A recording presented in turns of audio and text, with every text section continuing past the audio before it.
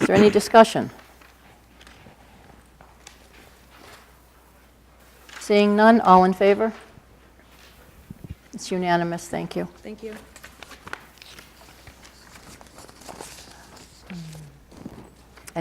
Public comments. Are there any, Melissa? There were no requests tonight. Okay, thank you. Administrative reports. Mr. Collins, please.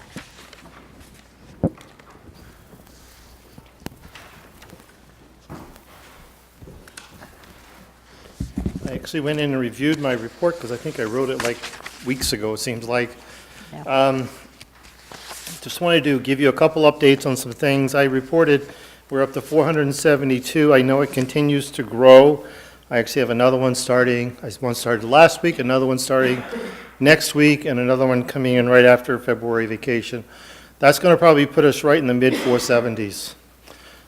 Just interesting, I've been writing my annual report. I noticed a year ago I was reporting we're in the 430s. Just a little perspective.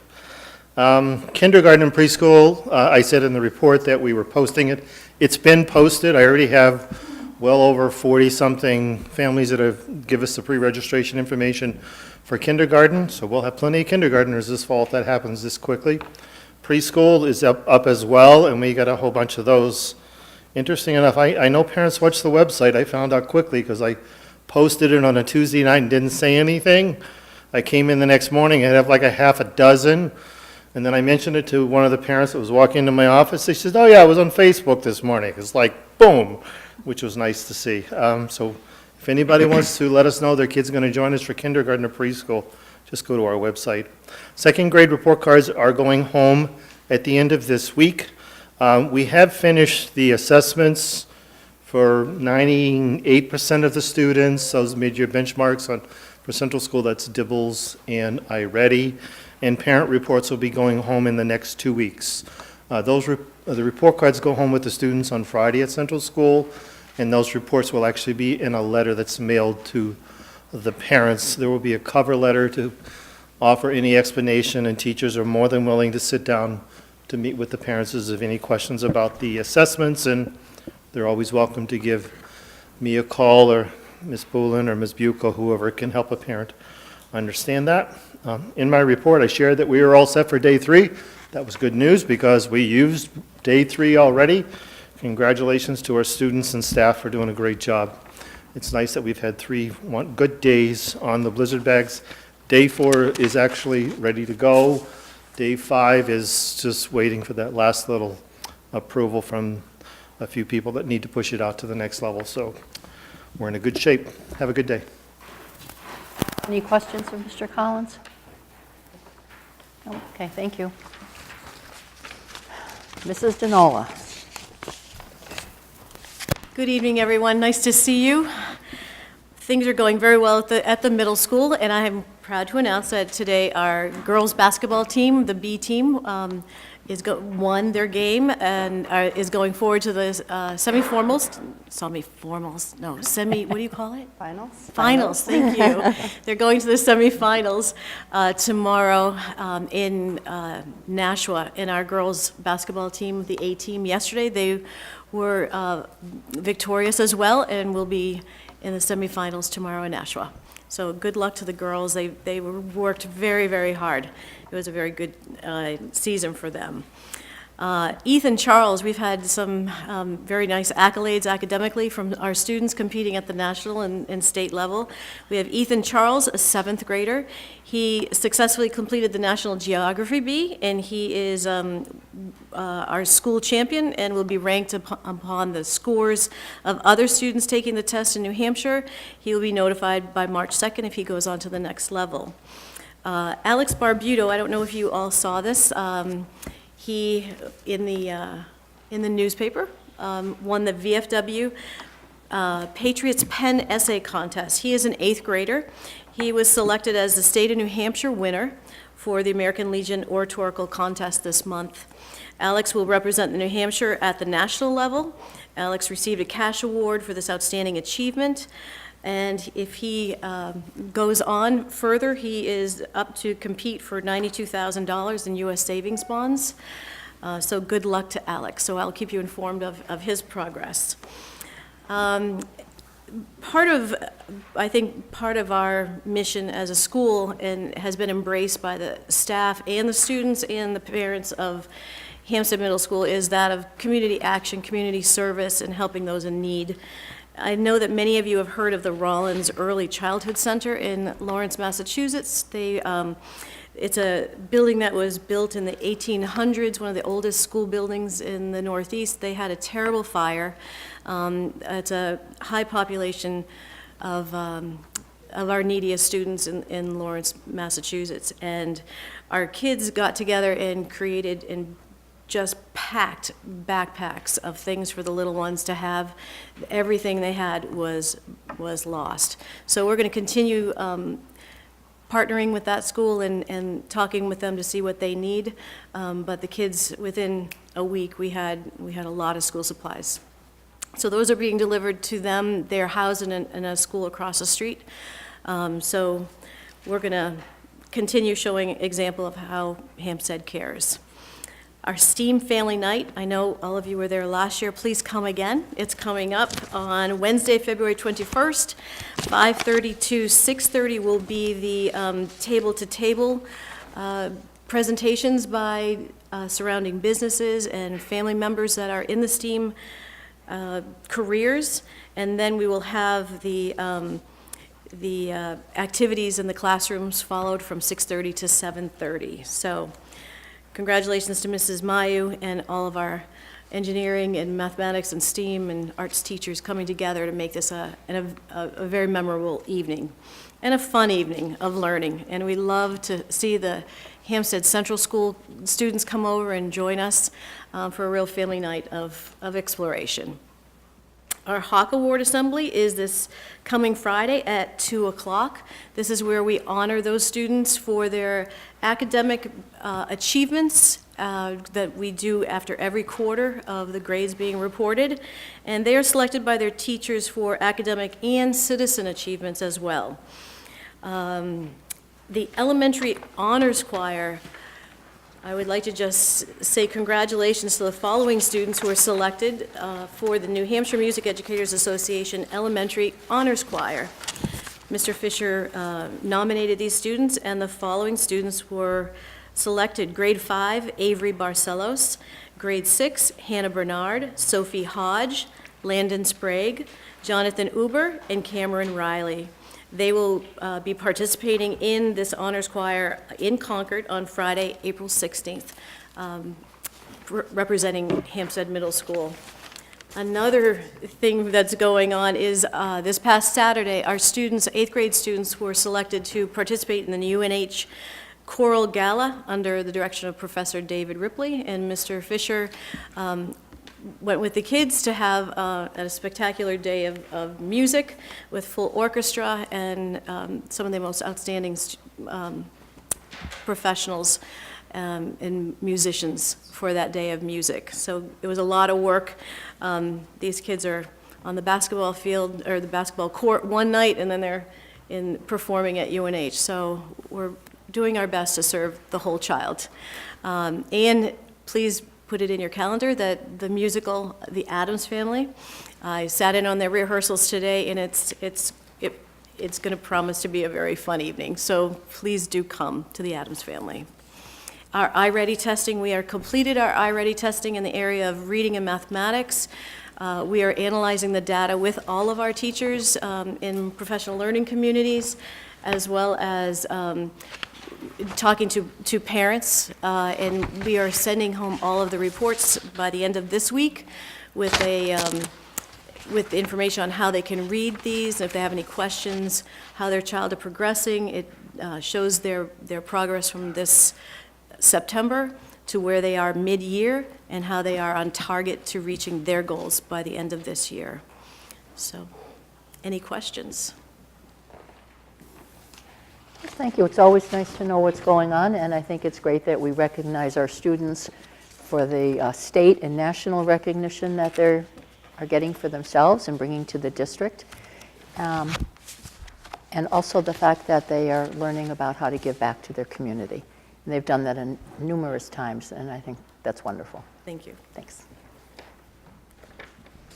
Sophie, do you have anything to tell us about Pinkerton? Yes. So today, Term 2 report cards, including the mid-year exams from last week, were released online. Pinkerton no longer does hard copy report cards. For the past couple years, they've been just putting them online through PDFs and emailing parents them. So last Tuesday, quarter 3 has begun officially because of the snow days. The report cards were moved back a couple days. A couple weeks ago, 8th grade preview nights took place. There were 2 of them that was kind of gave students a preview of what Pinkerton was. And on Monday, Pinkerton didn't have school because it was the 8th grade tour day, so the 8th graders got to go to Pinkerton and walk around. February 1st is 8th grade course night, so students from the sending towns can send their students at night from 5:30 to 8, and they'll learn about the courses. National Honor Society and CTE students will be there giving tours to the parents and informing them on the different classes because they'll be starting sign-up soon. The college workshop for sophomores and juniors is also tomorrow night. It's not really for applications, it's more for the FAFSA form scholarships and grants, so financial aid. It's for parents, but students are allowed to come, and they will just learn about how the different deadlines that have been placed, because FAFSA has changed their deadlines this year. So they'll be informed on what they have to do and when they have to do it by. Also, more than 20 students were honored by the New Hampshire Scholastic Art Award for the submissions this year to their contest. The award exhibit for all the schools is still at Pinkerton at the Stockbridge Theater till February 4th. And you can go and you can look at all the winning arts, and there's writing there too. The 2018 graduation date has been set, and it won't be affected by any snow days. It's the 11th of June at the SNHU Arena. Winter sports are also surprising everybody. The hockey team is undefeated, 9-0. They have a game tonight, which is their hardest game, so we'll see if they're still 9-0. And there was also the Milli Vanilli contest last week, which was like a fun activity for students. They did lip syncing, and it was put on to help raise money. Great. That was very complete. Does anyone have any questions for Sophie? Yes? Just highlight one event. Pardon me? If before we move on, I normally don't have anything to share, but I would like to share one thing this evening. Of course.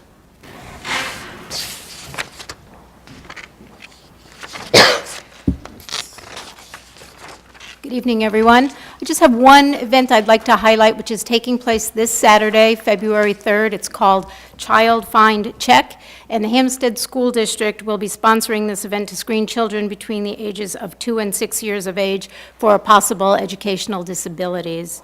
And if you suspect your child may have any challenges in the areas of speech, hearing, vision, coordination, development, or any type of learning challenges that may require special help, this event will be held to screen your child and determine if further evaluations may be needed or not. It's free to the public, and if you're interested in scheduling an appointment, I just request that you contact the Hempstead Central School to speak with Teresa Alcher. She is scheduling appointments for that event. And as I said, it's free, so if you're interested, please take advantage of this opportunity. And it is at the Central School? Correct, yes. Right, thank you. Thanks.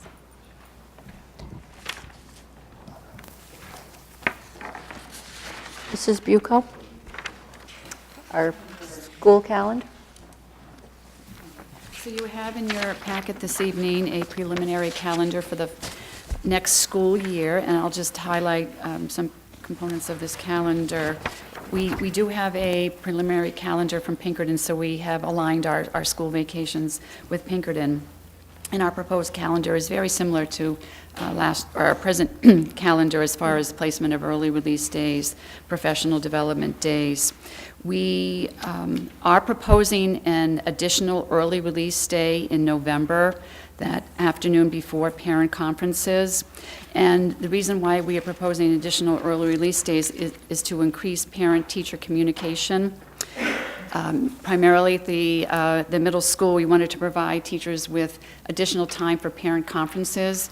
As some of you may have experienced, at middle school, parent conferences can be only 10 to 15 minutes in length because the parents and teachers wish to have communication about all the subject matter. And it is difficult to communicate about science, social studies, language arts, et cetera, in 10 to 15 minutes. So we would like to give teachers more time to communicate with parents on that additional early release day in November. Now, since we originally shared this calendar with you, we have received some input from the HEA, and seeking input from the HEA is stipulated in their contract. And they are suggesting that we make a slight adjustment to the beginning of the school year dates. They are suggesting that we move the professional development day that I currently have on the 28th of August to Friday the 24th. Have the open house for parents on Monday the 27th. Start school with our students on the 28th, which would be the first student day at Pinkerton as well. And provide families with a long Labor Day weekend. Have no school on Friday the 31st, so parents and students can have that 4-day weekend for Labor Day. So that's something we may want to consider in our calendar for next year. Other than that, early release days, as I mentioned, professional development days are placed pretty much where we have them this year. I've got a question on this. I don't know, it was maybe a month or two ago, the governor put out that he wanted schools to start after Labor Day. Has the Department of Education put out any additional guidance on that? Other than posting a recommended calendar, no. Okay. I have a question. I've been hearing some buzz that it used to be, and I don't know how long ago used to be is. It could be 20 years ago, it could be 30 years ago, so bear with me. It used to be that the snow days were built into the school calendar, so that, you know, if you didn't use 5 snow days, what have you, then the perception was that they got out earlier. You know, is there something that we can do about that? Maybe like schedule 2 extra days of school? Well, we do have to schedule in a calendar makeup days. That's what's represented by the MU on the calendar. Right. This year, in our current calendar, we do have 2 makeup days. We have used 3 blizzard bag days, but we had a day in October because of the weather and the day in December because of the weather, so we do have to make up 2 days. So we are required to add a certain number of makeup days to the end of the calendar. Right, but we just But- represent that with MU. That's what the MU means, Right, makeup. I guess the concern was that people were scheduling vacations already and booking vacations, and so if it was on the calendar as a scheduled day of school, then they wouldn't schedule it, but if it's MU, then they're going to schedule. So I'm just throwing it out there, but this is what I've heard, so that's all. And it's the last couple of days of school, so it's not like they're missing a huge academic portion. Yeah. Dr. Metzler? Well, I understand what you're saying, and the calendar has changed a bit because we have the blizzard bags, which we brought in, I believe, in the fall of 2013. It's been 4 years, I think, we've had blizzard bags. We heard about them in that, well, I know my first winter, we heard Five 5 years, so in that fall, right? So we started school a little earlier, and that seems to be the calendar that everybody's using in the area that has some impact, Pinkerton, certainly Timberlane, Salem, any of the schools all in the area. But I also think that we've had a heightened awareness on safety, and I think we're probably calling school off more regularly than perhaps we did 15, 20 years ago. You know, maybe 4 inches of snow, maybe we still went to school, I don't know. But, you know, there's an expectation. I think people plan their summer plans, and we struggle because at some point you run out of the number of days. I know everybody wants a long Labor Day weekend, everybody wants the Thanksgiving break, everybody wants a long Christmas break, everybody wants to get out in early June because of camps and those sorts of things. So I really felt that where we started and having those 5 blizzard bags has really provided us a real good target so that people can plan their summer work schedules for some of our older students and certainly family vacations. I'm sensitive to that Labor Day weekend. I've heard something similar as Ms. Bucco has heard from families. So I'm not quite sure what the answer is because at some point plugging all the days in. Now, what we have done also is we've committed to not cancel professional development and make it a makeup day. And that was something we used to do in the past. You would see a PD/makeup, correct? And so if we would cancel a day that we had planned for professional development and use it as a makeup day. And we really felt that if the professional development was important and we planned it, we wanted to keep that on the calendar. So some of the parts have changed a little bit. Did that make sense? No, it does make sense. I mean, I understand it's a work in progress, and yeah, education has come a long way in the last 20, 30 years, and calendars and family commitments and family schedules too.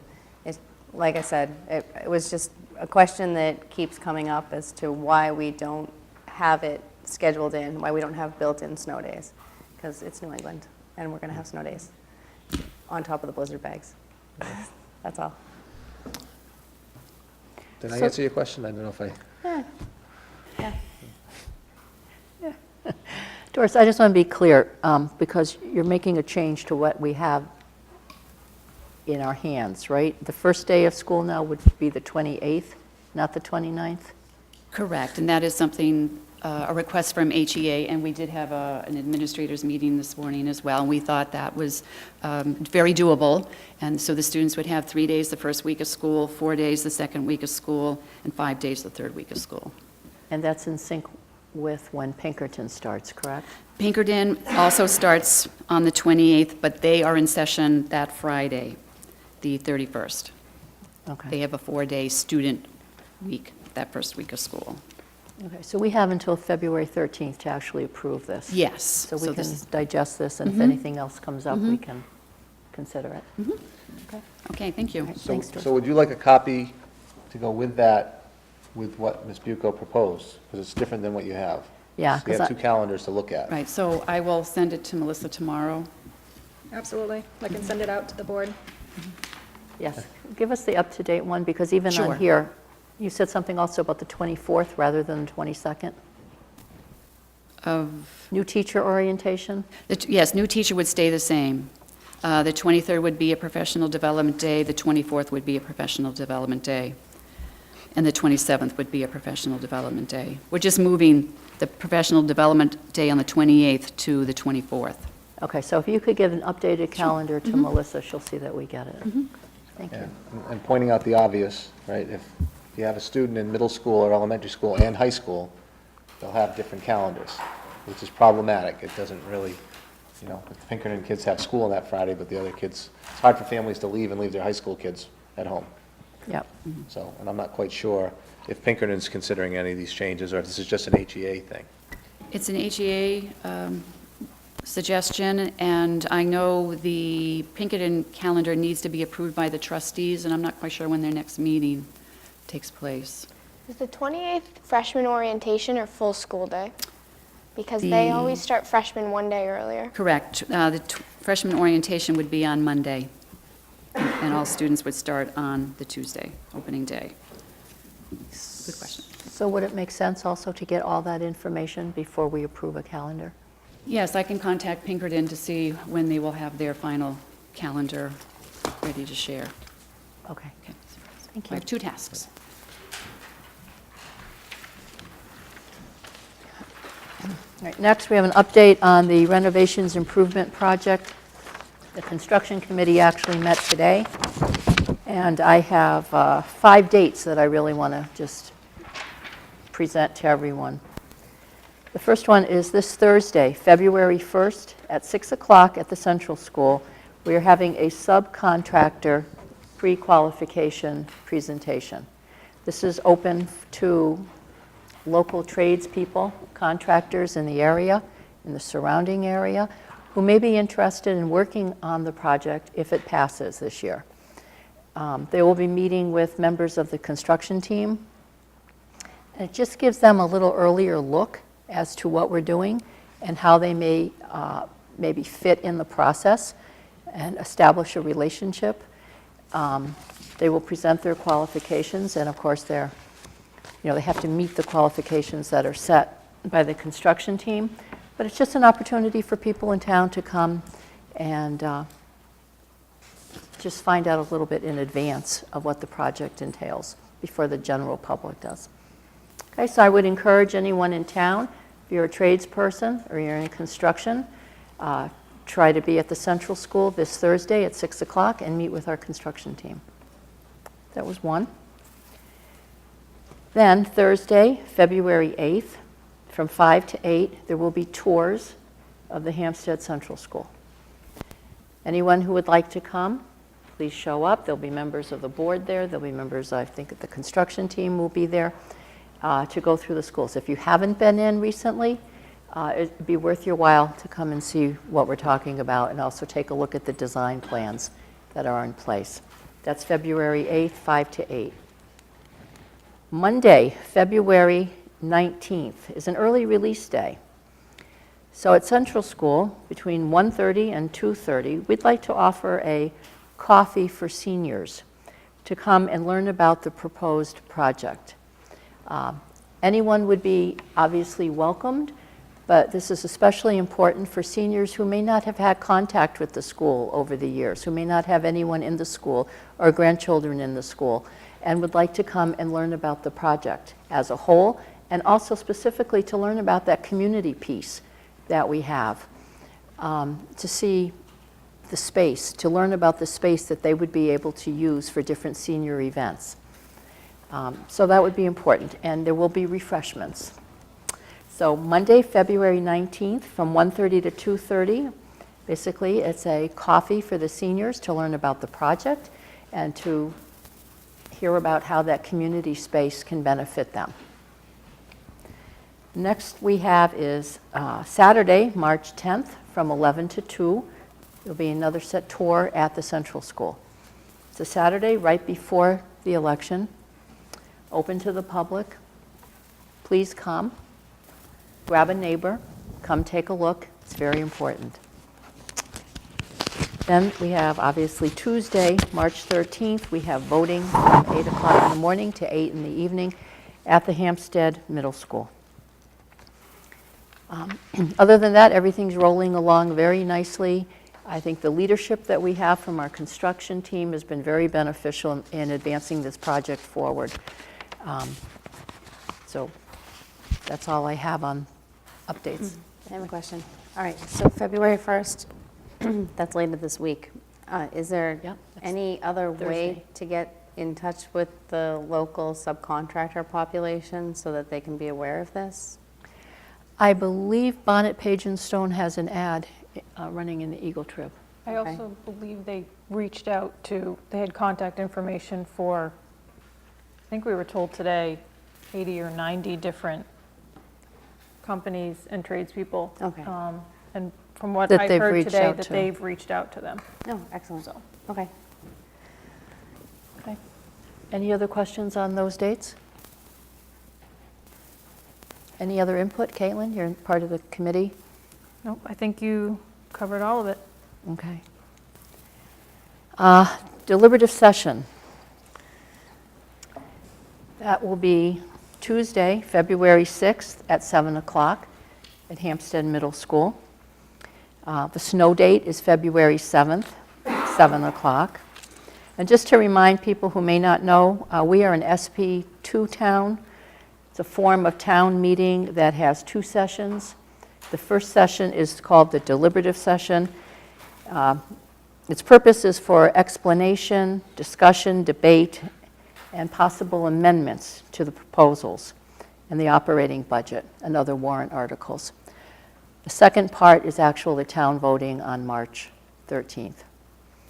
I think we're prepared for this. Frankly, as the selectmen did, we met actually with our town moderator, Neil Reardon, to go over how the process so that everybody's in place and knows what we're doing and there's no chaos or confusion or misunderstandings the night of the deliberative session. I just have one thing too. Sure. Just for public consumption, last year we had some inclement weather around that first deliberative session, and the question comes up regarding how we schedule those out. It's RSA 40:13. We have a relatively small window when we can hold the deliberative session, and then because there's a bond, there's dates set forth in terms of when the bond has to be presented. So, unfortunately, we have a snow day in there. We had a situation last year where we still ended up having to do it even though the weather was kind of inclement, and it's because there's a set by the state law. It's a very small window to get those meetings in without impacting the actual voting, which actually ended up getting impacted last year anyway, so. It's just one of those things where we don't have a lot of discretion. We have some discretion, but not a lot. Okay. Does the board have any other questions about the deliberative? How we're going to present, what we're going to do? I'd just like to say, I forgot to say that it's basically going to mirror our public. The agenda will basically mirror what we did at the public hearing in the order that we followed. Just a thought. So the deliberative, in order to participate in the deliberative, if there's any voting that occurs, you have to be a registered voter. I have heard that other towns are having the voters of the checklist present prior to the deliberative so that they can register voters. Is there any way that we can contact our town hall people and see if we can get that done? You're asking to have registration Right, if we can do voter registration prior to the deliberative. prior to the deliberative. Yeah, I don't know when the You can ask the question, sure. I don't know when they're in session next to update the checklist. I don't know either. Would you like me to check into that? Yeah, could you? Okay, I'll do that. Yes. Would Kathy Belcher to do that? Or you won't? Kathy can do it. Okay. We'll let poor Kathy do it. Put one more thing on her plate. That's fine. Then it all stays in the same area. The other thing, so there's no confusion on that night, we asked the question, and the deliberative session is the night where we are to advocate for our initiatives. People, please feel free, wear your buttons. We will have handouts. Unlike the restrictions that are placed on us in the polling place the day of voting, the deliberative session is the place to advocate for whatever proposals we have. So I want people to know that, so there's no confusion. I think that's it for the deliberative, unless you have any questions. I'm all set. Okay, perfect. Moving right along. Policies, first reading and second reading. Okay, for the first reading, we have 9 policies. JIC, JIA, IJOC, JLIF, GOC, JICK. And I just realized people at home have no clue what this is. People in this room probably have no clue what these are. So I'm going to read the words next to them, at least. Okay? JIC is student conduct. Okay? JIA is student due process rights. IJOC deals with school volunteers. JLIF is receipt and use of sex offender registry information. GCO is the evaluation of professional staff, teachers. JICK is pupil safety, violence prevention, and anti-bullying policy. KE is public complaints. EC is buildings and grounds management. And EBBB is accident reports. So that's for first read tonight. For second read, we've looked at these before, is JH, student attendance, absenteeism, and truancy. And in this particular one, we've included the addition of the excused absence list and an appeals provision that was requested by this board. So that is in here. Okay, I don't know if you've had a chance to take a look at that.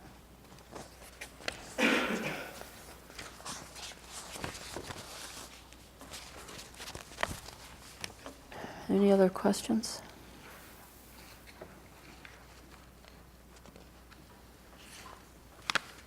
I've got a question on, a question for Dr. Metzer on one of the policies. Sure. So I would refer the members to policy code GCO. This is the evaluation of professional staff teachers. It's like halfway through your packet. So I note that the revised policy adds, and I'm looking at paragraph 5. The revised policy now includes identification of distinguished staff. And I'm just curious, Dr. Metzer, as our superintendent and educator, what would you envision that to be? Is that just recognition from peers? Like, what have you done in the past for distinguished staff? What are your thoughts on that? Well, similar to students, those would be people that have advanced skills that would be beyond proficient. So I think through the evaluation process, and then we'd find a way to recognize and celebrate that. It would be part through the written evaluations, and then obviously any discussion with central office staff that we could go to identify and celebrate that distinguished staff. I wouldn't even mind, this board, recognizing some of our more distinguished. We talk about having a great staff all the time, we really do, but we predominantly interface with the administration only. Teachers do come here periodically to present, and we thank them. But I think if we're identifying distinguished staff, I think it would be nice to recognize. Again, I don't want to tell you how to do it. I just think that it'd be nice for the board to recognize. That would be one way. What happened, the discussion that took place during the policy committee actually was that we left it open. Okay. So that there could be different levels, if it could be, if it was peer, if it was national, if the board would congratulate them. We left it open based on what the distinguishing mark was. You've celebrated excellence in a variety of ways. I mean, part of it is at the sites when they recognize teachers that have been of excellence. I think some of them are principals. They nominate them for particular awards. They're recognized at the state level, the national level, those sorts of things. So I think identifying the distinguished staff, I think it's just going to be a calculated effort to kind of work to really celebrate excellence in Hampstead. And we certainly have a lot of it. So it's not, that's not going to be a difficult paragraph to address. Absolutely. Thank you. Mrs. Denola?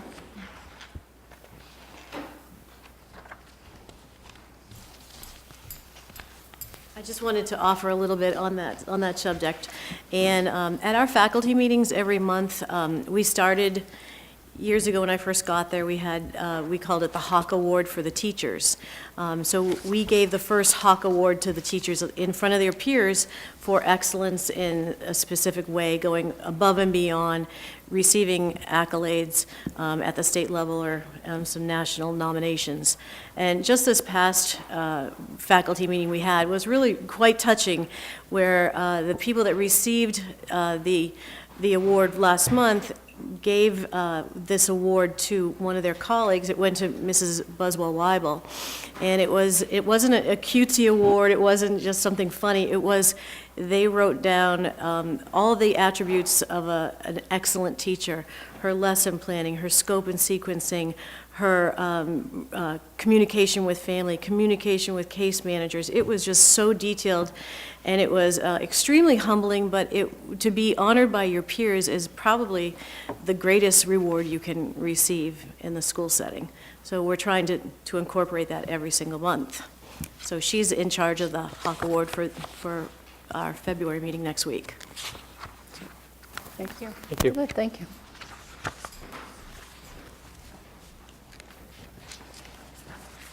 Can I have a motion, please, to accept policies that are listed here for first read and on second read? So moved. Is there a second? I would be willing to second accepting the policies on first read and moving them to second, but I kind of think the policy JH needs a little bit more work. Okay, so let's do the first part. All right, I'll amend my motion then to accept the 9 policies listed on first read and move to second read. All right, I'll second that. All in favor? It's unanimous, thank you. Kathleen? All right, policy JH, I'm just concerned with the wording. It's a 5-page policy. I see that there are some areas of contradiction within the policy itself. You're definitely appreciative for defining excused and unexcused absences. But as I go through this here, truancy is defined as any unexcused absence from class or school that has not been excused for any of the reasons listed above. It's an unexcused absence. So anytime a child is absent from school, then they are truant. 10 half-days of unexcused absences. So am I supposed to assume that it's 5 days of unexcused absences during a school year constitutes habitual truancy, and that's under a New Hampshire law. And then habitual truancy can be grounds for filing a CHINS petition. I don't know what CHINS stands for. Needed services. Okay, in local district court. Then, after that, the principal or principal's designee is hereby designated as the district employee responsible for overseeing truancy issues. For students identified as being truant, their parent guardian will be contacted by either school official and/or a truant officer. So somebody could be following this policy, and a student could be absent once, and I mean, I realize this is an unreasonable situation, but I just want to make sure that unreasonable situations aren't allowed in the policy. They could be contacted by a truant officer on the first time that they're absent, according to this policy. And then it goes on, and it says that there's a student attendance team that will monitor it, but the student attendance team, the function of the student attendance team seems to contradict with this little part here that says the principal or principal's designee is hereby designated.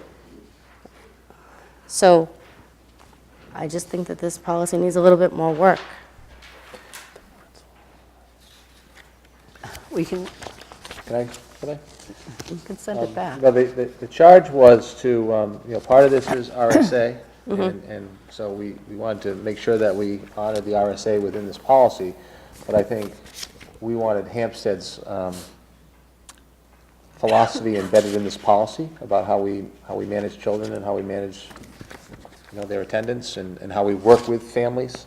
So I think that's what gets a little tricky, because the language in an RSA doesn't necessarily line up perfectly with how Hampstead wants to necessarily manage families and absences and those sorts of things. Exactly, but if there's room for misinterpretation within the policy, then I think that the policy needs to be reworded, is all I'm Does saying. that capture the spirit of? Yeah, we went through this, you were there, right? When we went through this at the policy? We didn't do this at the policy. Huh? We didn't go through this at the policy meeting. We talked about this at the board level. I believe you brought the policy to the board level. Yeah. And then we gave direction, and now we're seeing it. That's how I remembered it.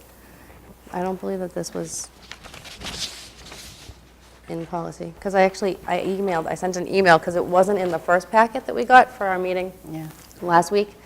And if you included it in a new packet and I missed it, it's the first time I'm reading it tonight. So I don't have a problem with kicking this back to the policy committee. Yeah, I just want to capture the spirit of your concern, right? So is it that the Hampstead language is too soft, or the truancy language is too hard, and they don't match? Am I capturing what you're? yes, that the policy itself it's contradicting itself, so that you could have an employee that is reading this and misinterprets what the intent of the policy is. Well, my intent in terms of working with the board to try to have a policy that reflects truly what the board wants is to give the site-based students' attendance teams the flexibility to work with families. However, I can't just erase RSAs. Oh, I understand that. That's the, I think, the rub, right? Okay, Kathleen, just to be clear, tell me what two things aren't in sync. Okay, so page 3 and Yeah. page 4. Page 3, everything from truancy to intervention Yeah. contradicts student attendance team and everything that I'm reading really after that. Okay, that's an RSA. And That's an RSA. And yes, okay, so it could be that the RSAs are worded in a bit of a way that's unreasonable. And so Hampstead is trying to be more understanding of modern families. It just concerns me that somebody going through this policy would first read all of these harsh statements and then get to here? Because, is there a procedure also with this? It looks like there's a lot of procedural things within this policy, There's a JHR, but I don't, it's not attached to the policy packet. right? Correct? That's correct. Right, okay, I see that there. The intervention processes or response described in the JHR. I don't know. Maybe I just need more time to process this. When is the next policy committee meeting? It's usually what, Tuesdays? It's usually the, Mid-February. what is it? Mid-February? It's like the third Tuesday of February. And we have Tuesday. deliberative, and we have another meeting on the 13th.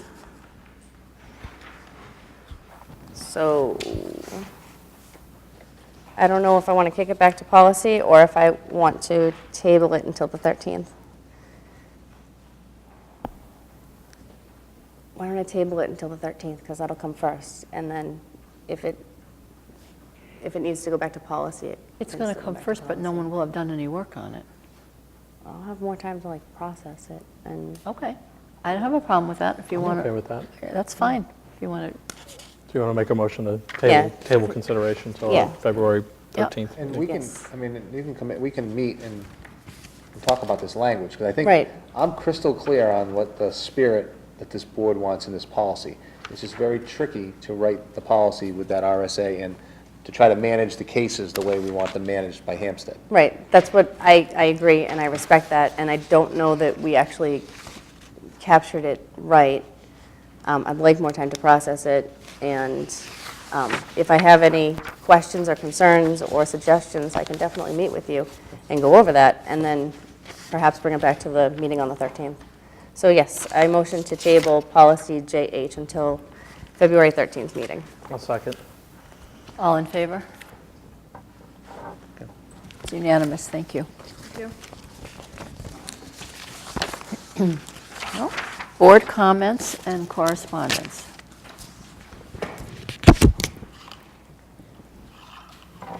Oh, okay, I'll start.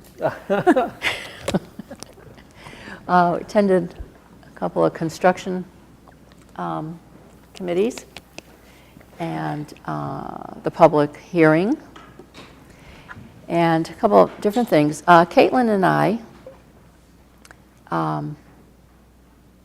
well, first of all, the school was invited to be part of a community forum, which was held at the Hsdsb Library on January 20th, from 11 to 1. Caitlin went, I went, and Paul from Trident came along with us. And the purpose of the forum was for organizations and boards in town to have a booth to let other people in town know what we were involved in, what we were doing, something about ourselves. So we did that. We put 5 pages together of policy that had to do with board governance so that people would know what the board does, what our responsibilities are. And we also put up posters of the new construction, the design plan. We had handouts. We had buttons. And we went around to the different groups. And it was informative. We saw everyone in town who was there. The Lions Club, the Civics Club, the Recycling Committee, the Conservation Committee, ZBA, Planning Board, everyone in town who was there, selectmen. So it was a good event, and I would first like to really thank Janet Arden and members of the Library Board of Trustees for putting this together, because it's the first time Hampstead's ever done something like this, to my knowledge. And where Hampstead is a bit deficient in internal communication and getting information out, this was an excellent step in the right direction. So I think it was very successful and it was very helpful.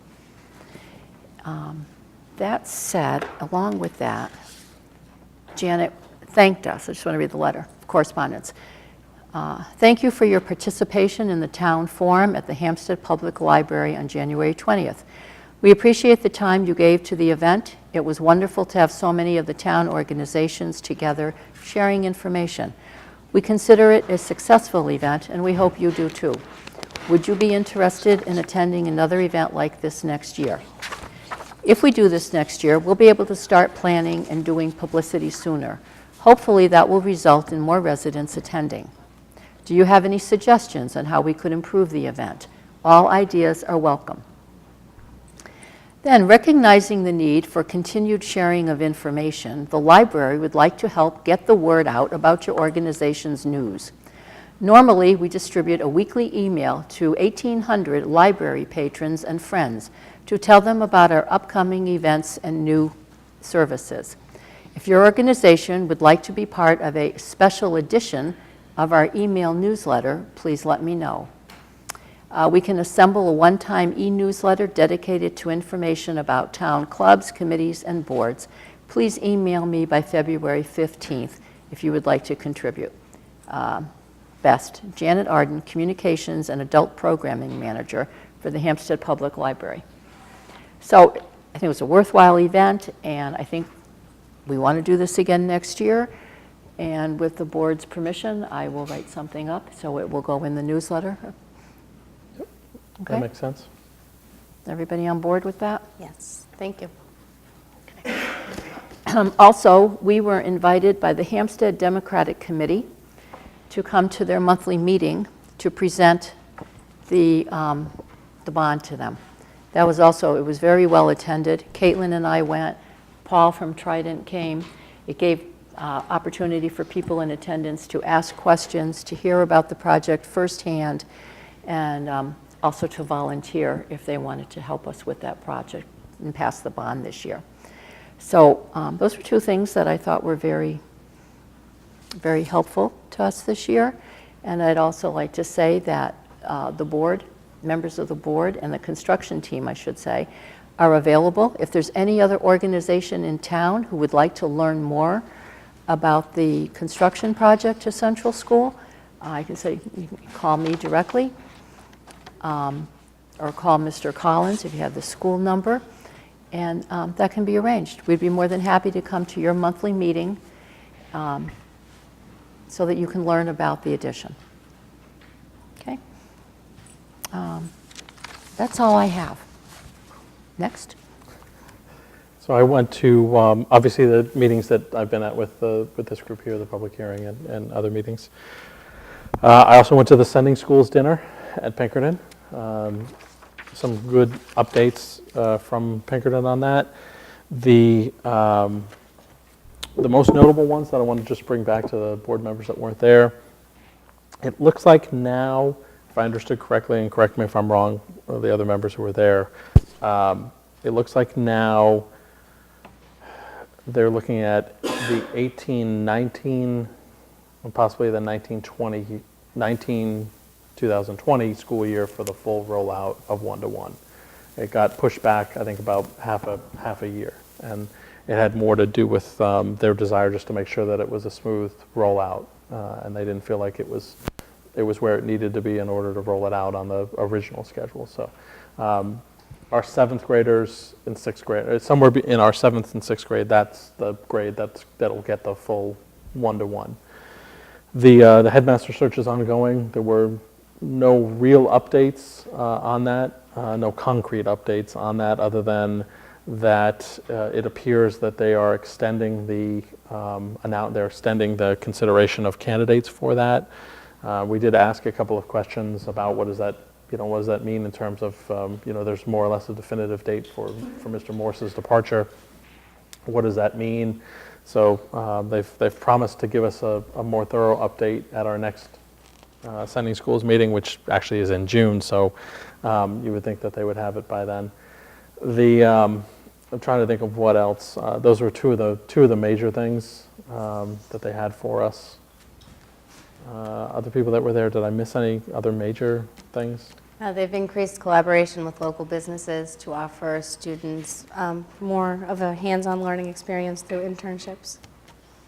Yeah, that actually dovetails in with the other major event that I was at that same, while you guys were at the library, I was at the New Hampshire School Boards Association annual conference, and one of the themes of the conference is there's a push from the New Hampshire Business and Industry Association to increase collaboration between schools and industry, and that includes more things like internships and placement of students in different organizations. Very heavy into the trades, very heavy emphasis on the trades. There's a shortage of skilled workers in the state, and the Business and Industry Association is trying to address that. But there's a significant ongoing push for that. Of note, also at the School Boards Association conference, the members did approve or accept the resolution that Hsdsb submitted, albeit it was an amended resolution. So basically what they did is, we had specific language in there in terms of what we thought the RSA should read. The version that was accepted by the School Boards Association was a much more truncated, basically 4-sentence, like a paragraph, that said the state needs to clarify electioneering, needs to make clear what is and what isn't allowed, because the RSA is unclear right now, and we need more guidance on it. Essentially, what went through.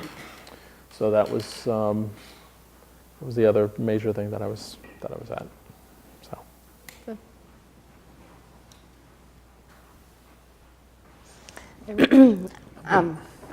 Anything else? There is one thing, well, two things. Okay, so on the Financial Committee, SB 193, the House Finance Committee, one of Hsd's reps is the clerk for that committee. The name is escaping me right now. He's a Kingston resident, but it represents Hsd. Is it Weiler? Kingston? I'm trying to find it really quick. Ken Weiler's Is Kingston. Green Kingston? I think It's not Green. Is he Hempstead? It might be Weiler. Weiler might be right. Hang Not on. to be confused with. Yes. Right. No confusion. And I'm just waiting for it to load. Dennis. Dennis? Yes, Weiler, you're right. You're correct. Ken Weiler. So I believe I was going through the online tracking thing for the bill today, so I believe that they are meeting again on February 6th. And I was just wondering if maybe we could email him directly as a board and just let him know that a board in the town that he represents is very much against this SB 193. So I'll double check, but I believe he did get the letter that I drafted on behalf of the board. I sent that out to I believe our entire delegation. Okay. Yeah, I think it's good to go on record as being opposed to it. I'm not sure at this point how much good it will do, but I think it's important that we're on record that we are opposed to it. Mm-hmm. The second thing is HB 413. This is a House bill. Currently, it was voted down, I believe, like last week, but it is coming up for reconsideration because it was a very close vote. This would help our community because it would give us an additional 15% for the New Hampshire retirement. So it not only is it's New Hampshire retirement, so it's the teachers, but it's also the police officers and the firefighters. And I mean, it has the potential to have a substantial impact on our community positively. So I just wanted people to be aware of that one. I don't know if you want to take a position and email anybody on it. I mean, it's a good point, and it's something that we've talked about. I talked about it as part of my presentation.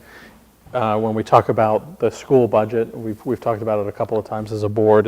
That's a major expense for our district, is the contributions to the New Hampshire retirement system. And because at the state level, the system has been underfunded, compared to the 40% that it was, granted that was almost about 40 years ago, but compared to the funding levels that it once saw, the funding levels are non-existent today, and because of that, we have seen significant increases in our contributions to the retirement system, in some years double-digit increases, and it's a major expense for our district, just as it is for the town. Yeah. So. That's all. Okay. Move on to the consent agenda. Excellent. I remember this correctly.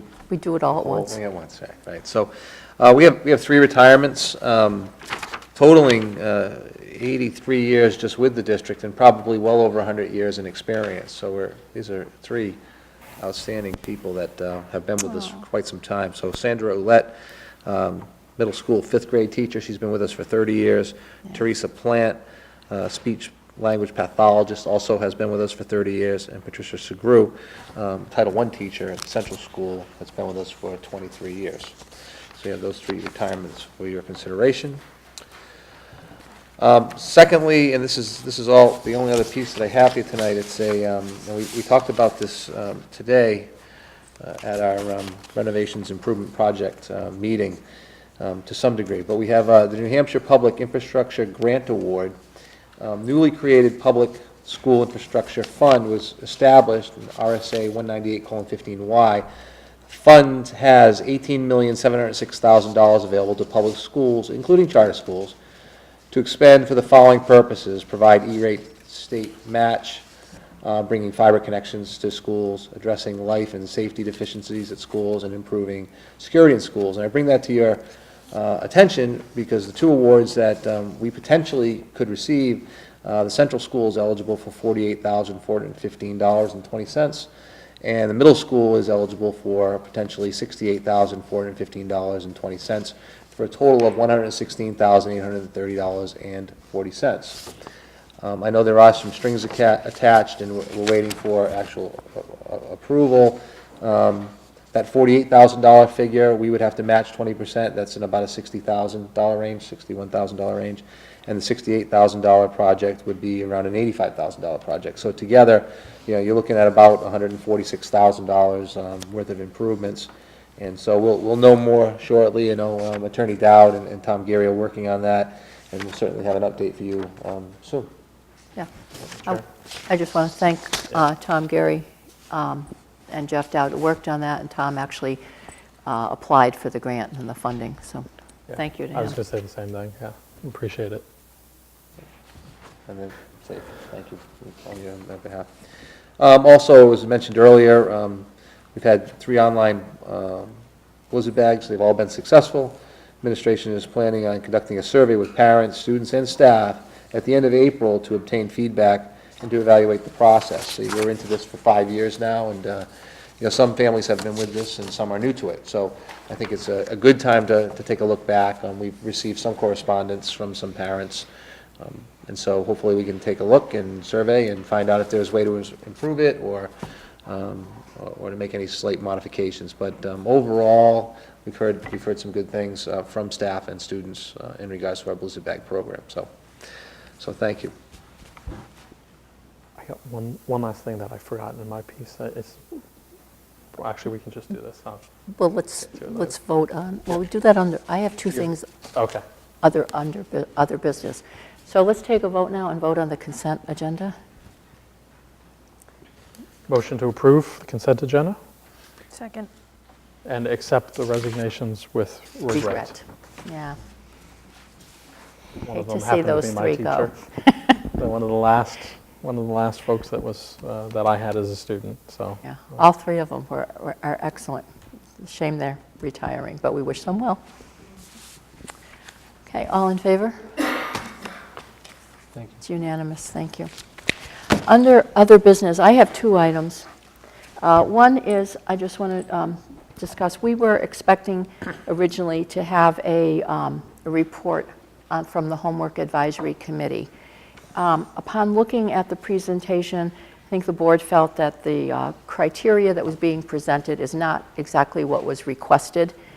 So rather than take time and go down that road, I believe that that committee's been asked by the superintendent to reconvene and come back to the board with a recommendation based on the criteria that the board asked for. So my reason in bringing this up is I would like a date that when the board might expect that.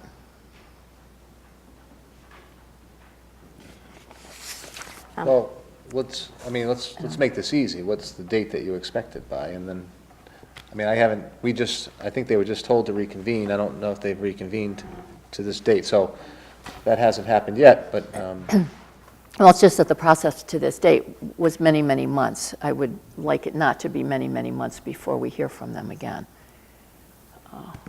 Okay, how about we do this? How about it's not going to be many, many months before you hear from them again? Let me, I mean, we have a couple, we have some work ahead of us with the deliberative session. Yep. And so if we can get to this some point in March or into early April, right, to be ready to come back with a recommendation. I just don't know, they haven't reconvened yet, right? So they have to get their charge and kind of get working on it and then be ready to come back with those recommendations. So does that work for the board? I think that would work. March, April, because the reorganizational meeting is March 27th, so. How about the first meeting in April?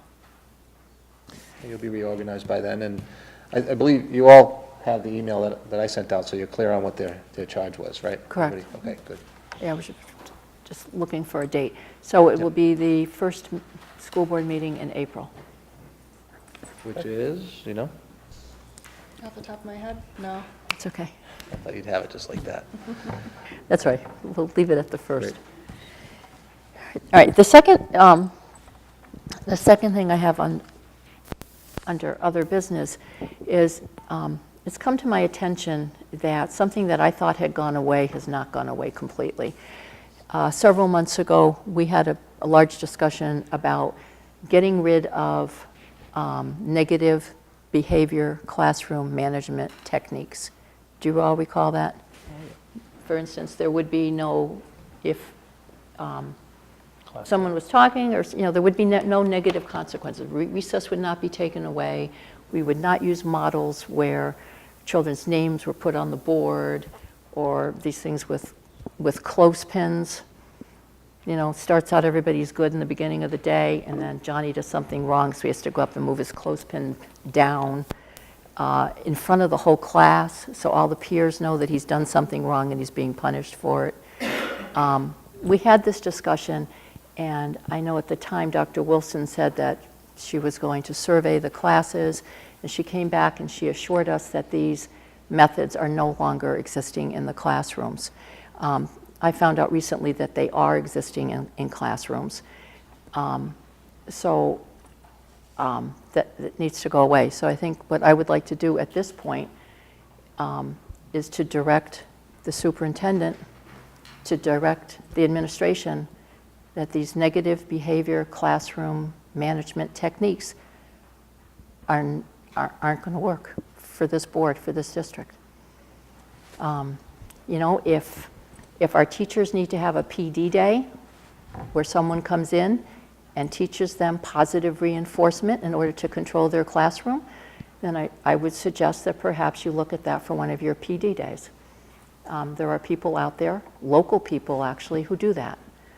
But I don't think this board doesn't, it's not acceptable. This board doesn't want to hear that elementary school kids are being treated using punitive measures. We don't have that kind of discipline problems in this school, for number one. So if I could. So I check thought it on- was gone, and it's not. So I'm bringing it up again because I'd like to make sure that it is gone. One of my favorite teacher things, check for understanding. So I hear you loud and clear, although I was not necessarily part of the discussion. I'm well aware of the will of the board in terms of what Hampstead wants in their schools, in terms of not a fan of behavior management systems. I'm certainly hear you loud and clear that you want the leadership in the schools to take the directive from the board through me, so I'll be slightly more involved in this than perhaps I was the first time, to make sure that I can come back to you and say that these things are not taking place in our classroom. There have been several things that have come up recently, teachers changing student schedules, which I wasn't very happy about. There's certain things that are going on. I think we need to circle back around with the leadership in our schools and get those things straightened out. One of them is, I was under the same impression that this was not taking place, and I had some very concrete examples brought to my attention in the last 24 to 48 hours, and you start taking care of them and you start to realize, oh, perhaps this directive wasn't clear enough. Well, so I'll make sure the directive is clear, and I'll work through the two principals to make sure that the directive that you issued earlier in the year is certainly carried out with fidelity, right? So that won't be months, that will be that won't take months. We'll get to work on that immediately. Should be able to come back to you perhaps at your next meeting or perhaps maybe 2 meetings, to report back on the inventory of, where the issues may have been and to make sure that they're taken care of in a respectful way with the leadership in the schools. Is that pretty much? Yeah, I appreciate that. And the word respect, I think, is what we're centering on, but not just for the staff, but for the teachers, for the students.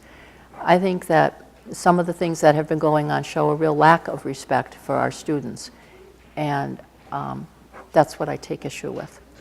Well, I think, if I can, in a brief conversation with the chair earlier today, we decided to talk a little bit about student voice and certainly listen to the customers or listen to the students about how they feel about teaching and learning and perhaps learning styles and perhaps even how they perceive how they're being treated in the classroom. There is a survey, the tripod survey, which is something I'd ask you to perhaps take a look at, independent. I'm not, maybe in the future, and that really measures things in a real valid and reliable way in terms of compassion and clarity, consolidation. It's the 7 C's, care. It really gives you a good idea of how they feel. It's not to say that there's intentions for students to not feel that they're cared for and that we're compassionate about them, but this gives you a real clear message about how it's being perceived by the students. In addition to, it gives you a chance to self-reflect and self-select, and Karen touched on, Ms. Yasenka touched on it briefly, is what kind of professional development should we be providing so that the customers, the students, the children are perceiving what our intentions about that we care and that we're compassionate, yet we're challenging them in a way that it's what Hampstead wants. It's really what Hampstead wants. And that's a similar conversation that you had about the policy JH earlier. What does Hampstead expect? What's important to you? And so I think we can get after that work. But I really would like you to take a look at that. I'm not asking you to have that discussion tonight. To take a look at that survey, because that gives you a real clear student voice, and it's really powerful data. We're using it in another district, in Timberlane, for instructional rounds, which we're getting into the classrooms and then coming back with suggestions about how the climate and culture could change. So it sounds like you have some concerns about climate and culture, and that may be a way for us to get at it in more of a systematic way. But in the short term, your message is loud and clear, and I'll work that through the 2 principals, and we'll get that message to staff and start working on that immediately. Okay, good. Thank you very much. Jason, you had something? Yeah, I apologize. It's just one thing that I forgot that is important for the board members to take note of.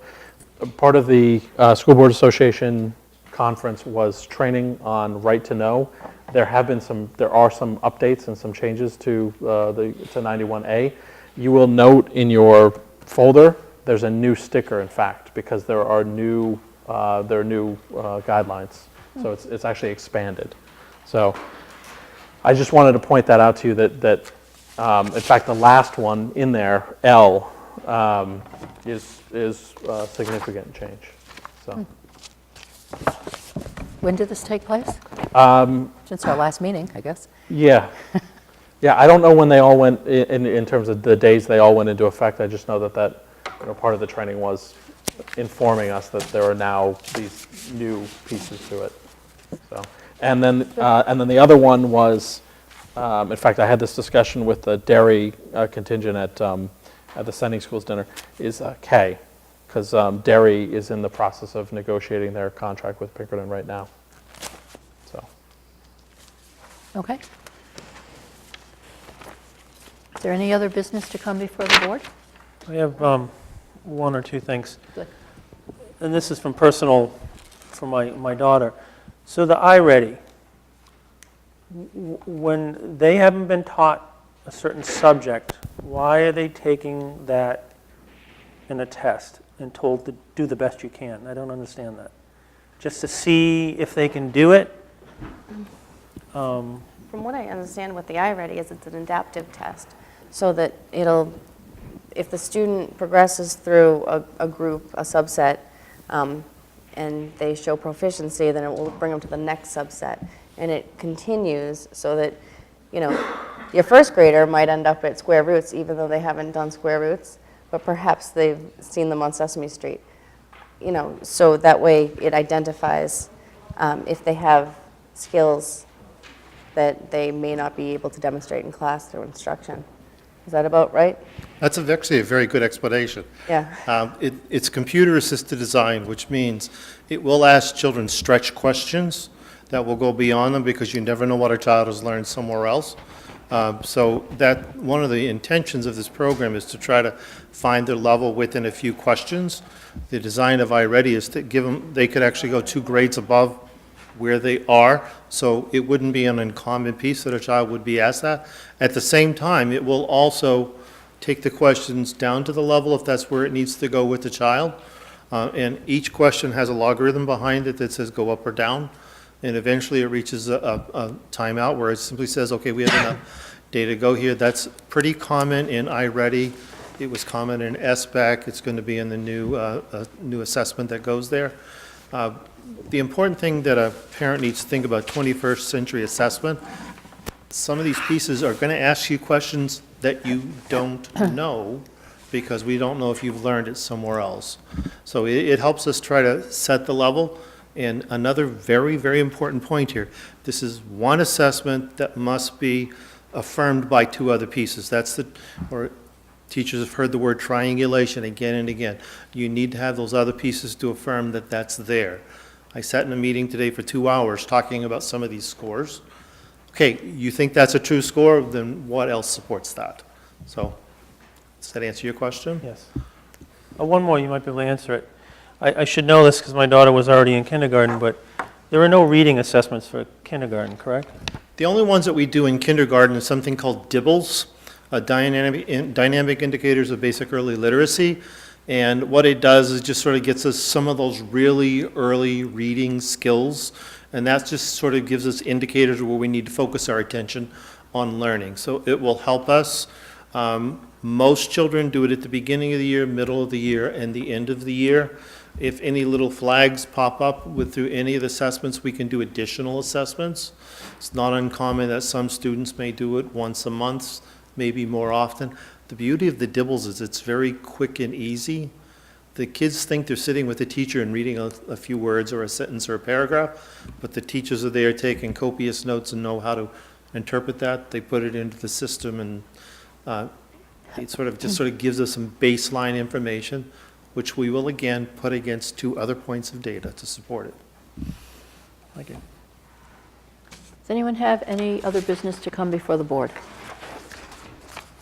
If not, we're adjourned at 8:20. Thank you. Thank you, everyone.